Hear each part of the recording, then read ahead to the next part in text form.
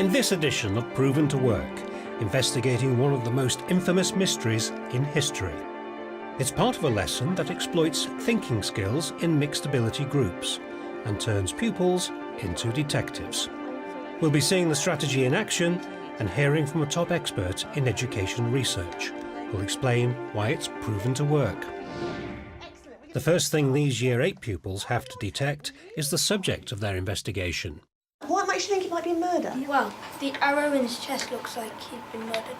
It's the first way to get them engaged, to actually show them something that actually might spark their interest, and what better way to do that than showing some sort of blood or gore or something like that in an image. They get engaged straight away, they get sucked into the idea of what is this lesson about.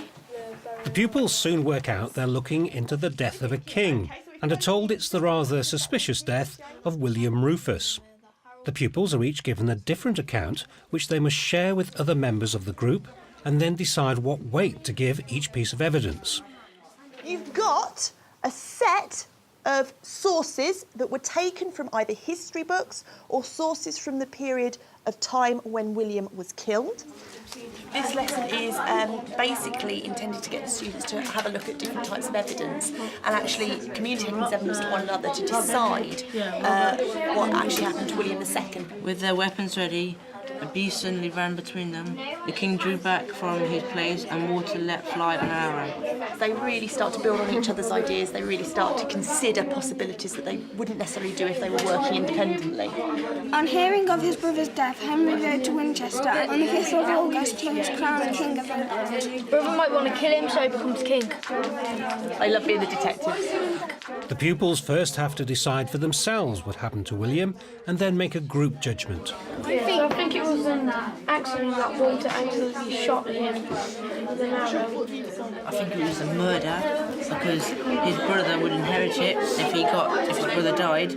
So he could have told his men or paid his men to kill him and make it look like an accident.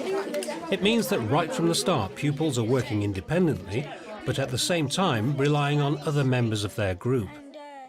This approach could be adapted and made much more challenging by including complete red herrings in the evidence.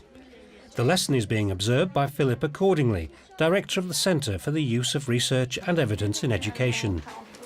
Although they hadn't assigned a specific role to people, what she got the pupils to do was to think about what it means to be a good listener, what it means to be a good sharer of information, and she set up the task so it was genuinely interdependent by asking all the pupils to hold bits of information for themselves. It meant that everyone only had one piece of the information, they relied on each other. It meant that children who are slower to read were able to use their listening skills as well as their reading skills. Right then, there's been some real heavy debating going on some of these front tables. It's actually very impressive. Was it an accident or was it a murder? Our table think it was a murder because if it was like a mishap, they would have gone over to see if he was all right in that, but in the sources it doesn't say anything about that. It was an accident because William got in the way of the arrow and it hit him. Miss, I don't think the stag even was there. I just think he just aimed at King William. This detective work is an example of thinking skills which, according to the research, can be effective across the curriculum.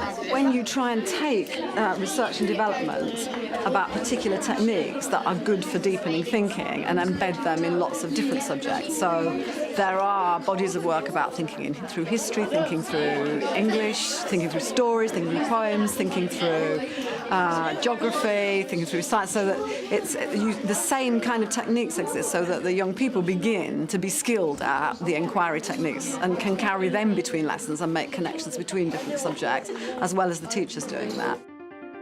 To find out more about detective work and thinking skills and the research that goes with it, go to the Teachers TV website.